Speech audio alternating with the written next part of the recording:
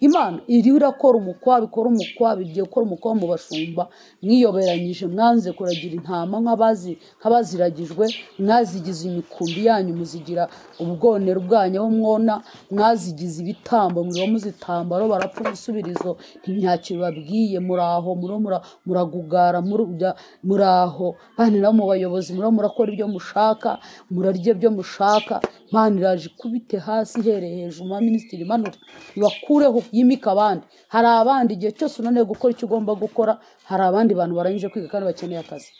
Niba unaniwe gushumba intama nk'uko Imana ziguhaye, byanga bikunda, hari abandi baro bahaguruka bagomba gushumba.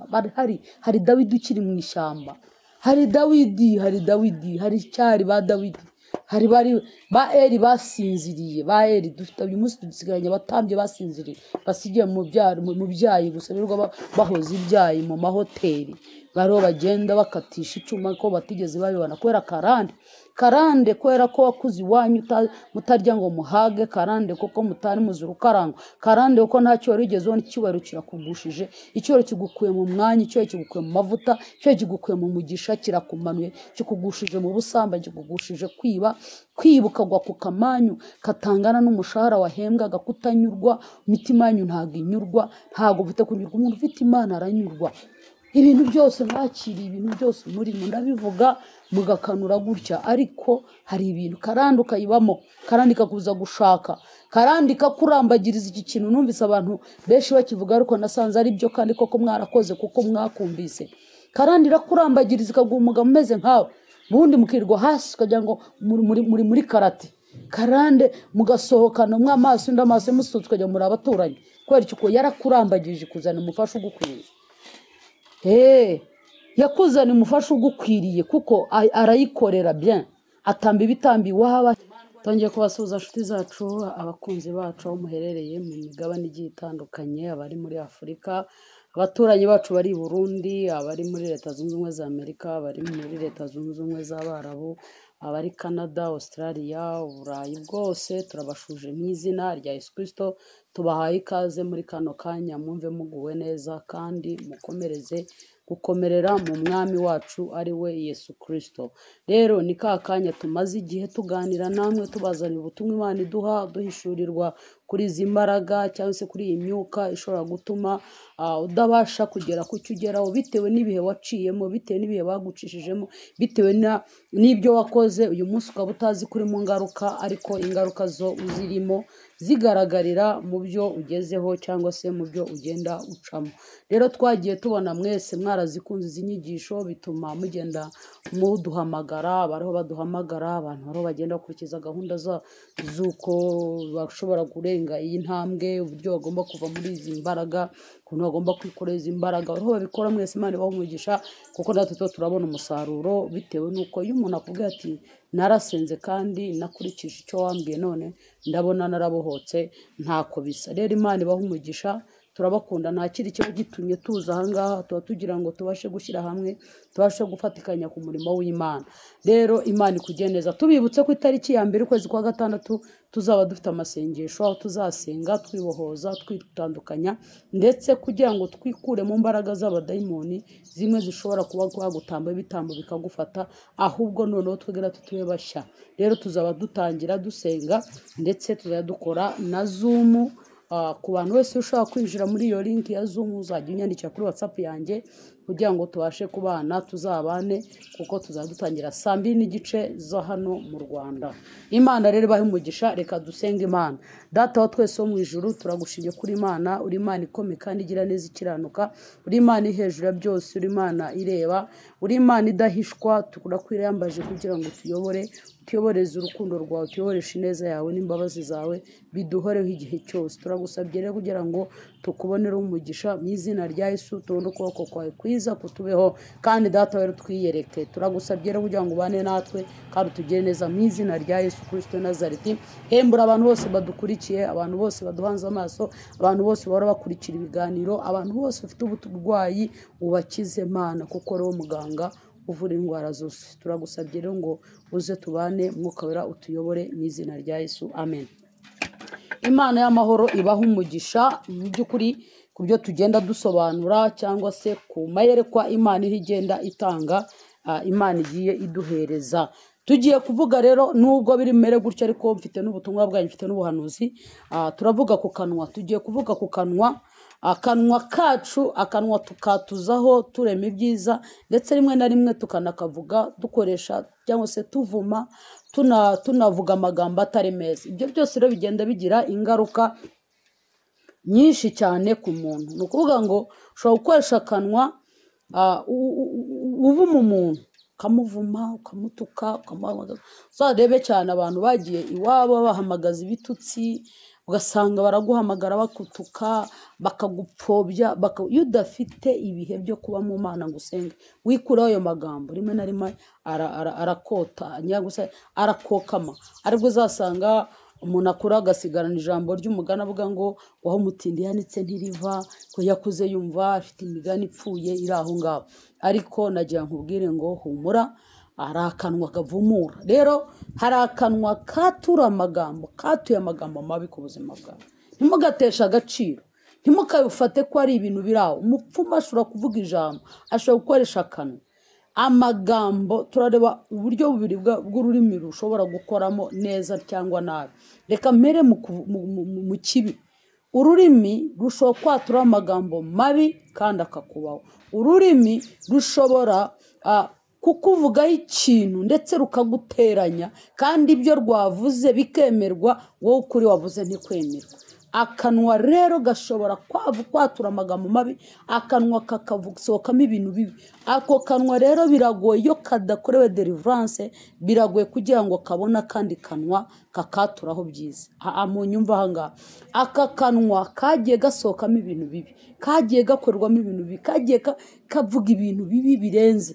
Biragoye kugira ngo kazabone abantu bakavuga neza. Urugero, ko muri wowe warahora kuvuga amagambo mabi, watura amagambo mabi, utukana, ureba nabi, uvuga abantu ikintu cyose wakitesheje agaciro, biragoye cyo gusebya abandi, kubavuga uko batari, kubamanura, kubagambanira. Biragoye ko nawe wabona umuntu ukuvuga neza, kuko icyo umuntu abiba ari cyo asarura. Aka kanwa rero katura amagambo mabi. Biba byiza rero ko iyo usenga kugira ngo ukore deliverance akanwa n'amagambo wakoresheje. Hari ayo wakoresheje wowe ubwawe n'ayagukoreweho. Iyo rero usenya izo mfatiro, ukazisenya ukazirimbura, urabona ukagira icyo bita igikundiro favor, ishobora gutuma umuntu yifuza kukwatura ijambo ryiza. Hari abantu ujya ndeba aha ngaha bakancanga, ugasanga umuntu yakoze ibintu, akora ibintu bibi, yica ibye, ariko kubera ko ageze mu gihe kitari cyo kuvugwa neza, agashaka ko bamuvuga neza. Iyo batamuvuze neza, agatongana, agatukana, akarakara, agashyiraho ibiguzi byo kugira ngo bamuvuge neza. Urabeshya, ntabwo uzakira. Imana ntabwo inegurizwa izuru ngo imenye aho uvugira hirya kuvuga byiza kandi wavuze ibibi. Irabizana ikabishyira aho ngaho ku mugaragaro.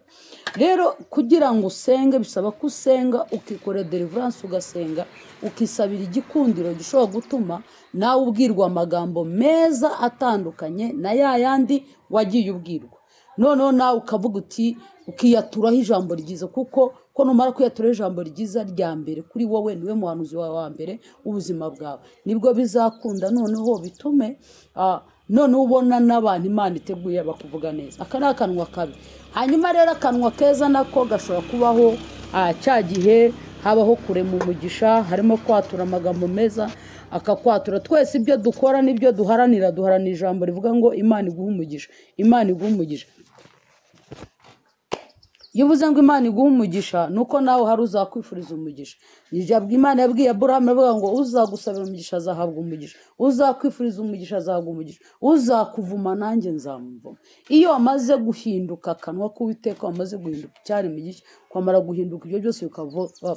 Intambara zose ushobora gucamo, ushobora kuzicamo, ariko Uwiteka agatanga ingabo nyinshi zigapfa ku bwawe, zikakurwanira.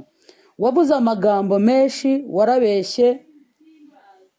Rero biragusaba ko usaba Imana yeze akanwa kawe. Biragusaba ngo usabe Imana ko wavuze amagambo mabi, warabeshye, wararenganyije. Urasabwa kugira ngo usaba Imana yeze akanwa kawe kagiye kavuga ibyo byose.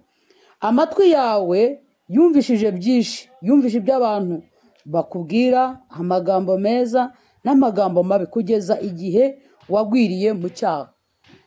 Kubera ko akanwa kavuze amagambo, amatwi yawe arakira, none akanwa gahinduka uburozi ku matwi yawe. Amatwi nawe aseriva umubiri wose, bituma bihinduka uburozi kubera ko utigeze wakira ibintu bikakwangiza, bikakwica mu bitekerezo no mu bwonko.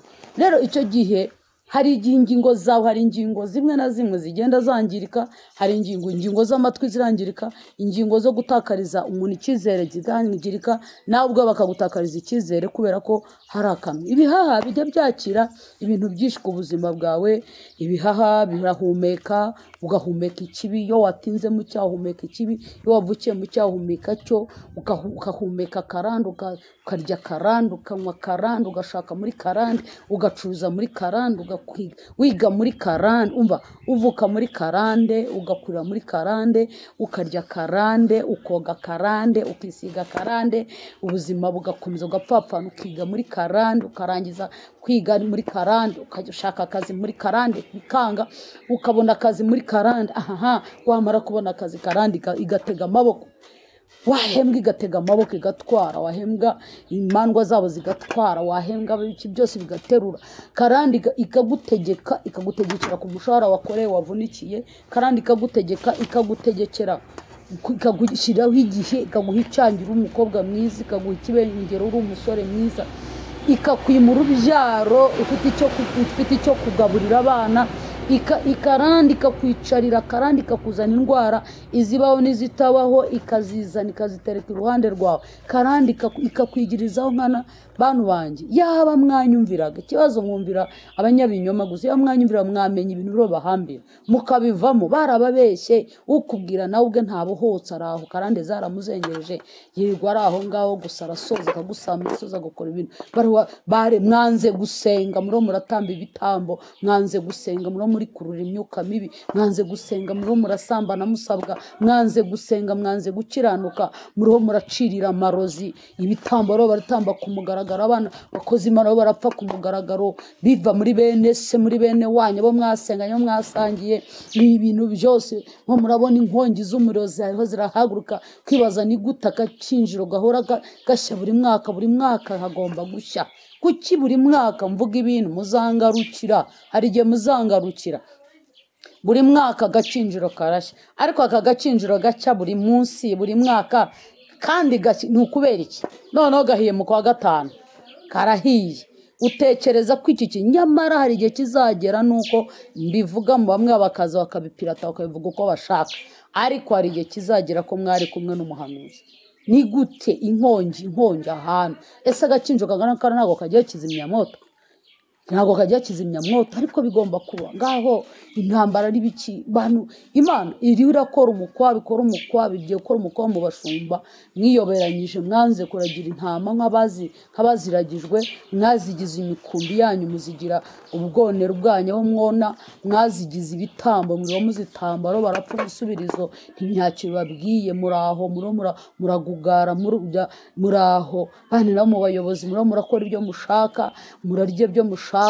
Imana iraje kubite hasi ihereye hejuru, ma minisitiri manura ibakureho, yimika abandi. Hari abandi igihe cyose unaniwe gukora icyo ugomba gukora, hari abandi bantu barangije kwiga kandi bakeneye akazi. Niba unaniwe gushumba intama nk'uko Imana ziguhaye, byanga bikunda, hari abandi baro bahaguruka bagomba gushumba. Hari Dawidi ukiri mu ishyamba, hari Dawidi, hari icyari ba Dawidi, hari ba Eli basinziriye, ba Eli dufite uyu munsi dusigaranye abatambye basinziriye, basigiye mu byayi gusa, birirwa bahoza ibyayi mu mahoteli, baro bagenda bakatisha icuma ko batigeze babibona kubera karande, kubera ko wakuze iwanyu mutarya ngo muhage, karande kuko mutari muzuru karangwa, karande kuko ntacyo wari ugezeho, n'icyubahiro kirakugushije, icyubahiro kigukuye mu mwanya, icyubahiro kigukuye mu mavuta, icyubahiro kigukuye mu mugisha, kirakumanuye, kikugushije mu busambanyi, kikugushije kwibuka gwa ku kamanyu katangana n'umushahara wahembwaga, kutanyurwa. Imitima yanyu ntago inyurwa, ntago ufite kunyurwa. Umuntu ufite Imana aranyurwa. ibintu byose mwakiriye, ibintu byose murimo ndabivuga mugakanura gutya, ariko hari ibintu karandi ukayibamo, karandi kakuza gushaka, karandi kakurambagiriza. Iki kintu numvise abantu benshi bakivuga, ariko nasanze ari byo kandi koko mwarakoze kuko mwakumvise. Karandi rakurambagiriza ikagumuga mumeze nkawe, bundi mukirwa hasi ukagira ngo muri karate. Karande mugasohokana mw'amaso ndamaso musutse ukajya muri abaturanyi, kubera iki ko yarakurambagirije kuzana umufasha ugukwiriye.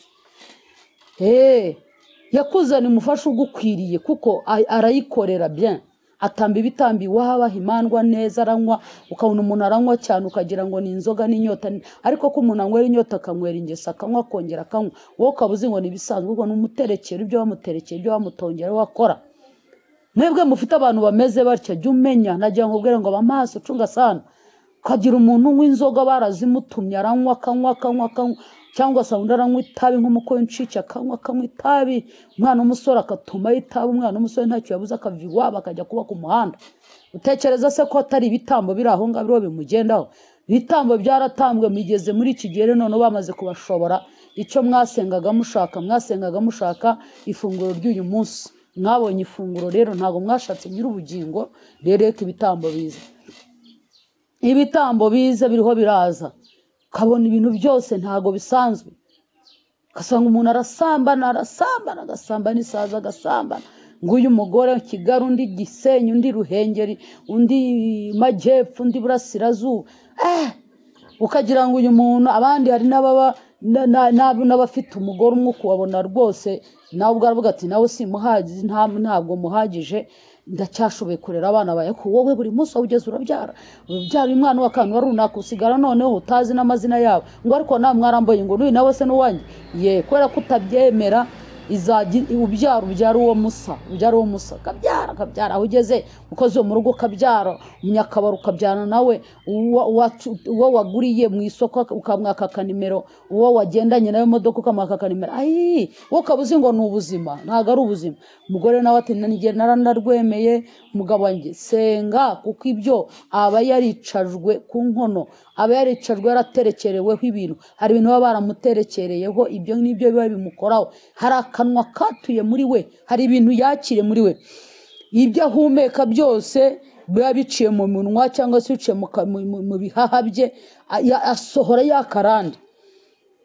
Bihumana biciye mu munwa, ibihaha byacu bijya byandura biciye mu kanwa, umwotsi w'itabi n'inzoga, ibyo byose biraza bikangiza akanwa kawe, ugasigara uvuga umuntu unywa inzoga itabavuga nabi, umuntu unywa inzoga arabeshya kugira ngo abone.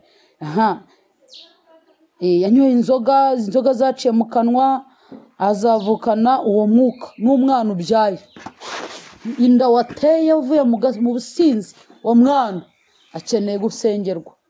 Iyi nda watwaye muri avance, wowe uzi ngo ni ibintu byoroshye, ngo kuko yanteye inda tugahita tubana ngo nta kibazo. Yarayiguteye muhita mubana. Ako gakobwa nako ku myaka bayigutereho bazahita bayigatera. Uwo muhungu ku myaka se yatereho nawe azahita atangira yugire gute, akomeze ugira. Ukeneye kurinda umutima wawe, kuko umutima wandujwe n'ibyo wagiye wumva no kureba, ibintu byose wagiye ucamo umutima urangirika. Abantu benshi ibyo ukora, hari n'ibyo ukora ugasigara umutima wicuza, hari n'ibyo ukorerwa n'uwo mubana, umutima wawe nawe ubwawe ugahita usa nkaho ukomeretse. Kubera iki? Kubera ibintu agukorera byangije umutima w'abantu b'Imana. Menya ko ibyo uri gukora uyu munsi uro wangiza imitima ya benshi. Hari abantu imitima wangije, ariko reka nkubwire ngo ibyo wakoze byose hari icyo Imana izakubabarira, hamwe no kwegera Imana ugasenga amatwi wumva ibyo ubwirwa n'abantu, ukandura mu mutima, mu gihe aho kugira ngo wakire ibyiza, none ubugingo bwawe bugatangira kunama, ugahora ugenda wiganyiriye, ugasanga umuntu aseka, ugasanga umuntu umurakare, kubera ibintu yagiye yakira, ingingo ze zose zaranduye muri we kubera icyaha nayo akarande. None iyi myuka kuko utashoboye kurwana nayo, ugasanga irakuvuna. None ugasanga hari ibintu uhora ukebuka, ugasanga mu buzima bwawe uhora uhangayitse, ureba urakebuka, ibigusifura ukajyana bikwereka umuntu wamaze kwadukamo na Satani. Ntabwo agira amahitamo ye, ahora ahitirwamo n'abandi. ntabwo agira amahitamo ye. Undi Imana yahaye umuntu umudendezo, imuha guhitamo icyiza, kumenya kwihitiramo icyiza. Ariko wowe bahitiramo, haba hari ikibazo gishobora gutuma ibyo wowe ubwawe ukorera cyangwa se ushaka kugeraho ibyiza udashobora kubibona. Rero ukeneye rero gusenga iri sengesho usaba amaraso ya Yesu kugira ngo akweze akoresheje izi ngingo zose, akweze akurikije wiyeze. Kuko umuntu ajya muri dushe ukoza amatwi, amazuru, amaso, ugakura hose umusatsi, ahantu hose, buri ngingo zose n'inzara ukagira. Ni nako ugomba guhamagara amaraso ya Yesu Kristo akeza amatwi yawe, akeza akanwa, akeza umutima, akeza ibihaha, akeza ingingo, akeza ijosi, akeza n'ikibuno aho twicara. Ko hari ahantu twicara hadakwiriye. Rero ukeneye gusaba amaraso ya Yesu Kristo akwezeho kugira ngo ube icyaremwe gishya. Rero ugasaba n'umwuka wera kugira ngo abashe kugukomeza. Umwuka wera akugire icyaremwe gishya, kandi umwuka wera niwe uguha imbaraga zo kuzibukira icyaha. Kuzibukira icyaha. Iki nakubwira kugira ngo saba kugira ngo wemerwe n'Imana, kugira ngo ukurweho n'iyo mivumo n'iyo karande. Usabe, ukore amasengesho yo gusaba Imana kugira ngo ikwezeho ibyo byose, kugira ngo Imana ikwiteho no kugukoresha, itangire igukoresha. Iyo utarasenya ibi byose biragoye kugira ngo igukoreshe, kandi ukeneye kugira ngo Imana ikweze cyane igutunganye. Saba Imana iguhanagureho ibirego Satani akurega imbere y'Imana. Bantu b'Imana, murabizi ko Satani aturega. Saba Imana iguhana kukoshyosha, akoshyosha ibyo ugiye gukora, anyiza agahita ajya kukurega akaba uwa mbere. Rero biragusaba kugira ngo usabe Imana ibanze ikweze, kugira ngo nimara kukweza igukureho ibirego byose Satani yagiye akurega, ibirego Satani agenda akurega imbere y'Imana. Ababyeyi bawe bazana ibyaha, hari ibyaha bagiye bazana. Ababyeyi, umugabo wawe, umugore wawe, bene wanyu, aba bose barabizana. Hari ibyaha ubona ukabona bazanye bikaba ibirego, ugasanga uvuka mu muryango ucuragura, kikaba ikirego imbere y'Imana kuri wowe. Ugasanga uvuka mu muryango baterekera bakabandwa. Uyu munsi niho hahandi amaganya remewe ngo ba data bakoze ibyaha, ariko ntibakiriho. Kubera iki? Kuko bariho baradutegekesha ubugaragu bwabo. Rero ni ukuvuga ngo saba amaraso ya Yesu, saba Imana ikwezeho ibyo birego Satani yagiye akurega, kandi bidaturutse kuri wowe, biturutse no ku mugabo wawe. Hari ibyaha akora, ariba, yakwiba leta, kandi akakubuza kubivuga, ugaceceka, waraguhahira. Avuga ati se nimivuga baramwirukana. Ukabika ibanga nk'iryo ariko ridasobanutse. Gasanga wenda yateye inda umwana w'abandi utagejeje igihe, ariko kuko ubizi wabimenye, wowe uti ni ikigoryi cyanjye, reka ariko mbika ibanga. Urabika ibanga, ariko urasabwa kugira ngo uhamagare, ubwire Imana ikwezeho ibyo birego byose Satani akureze. Iyo ukoze icyaha, nubwo abantu batabibona, ariko Imana iba yamaze kubibona.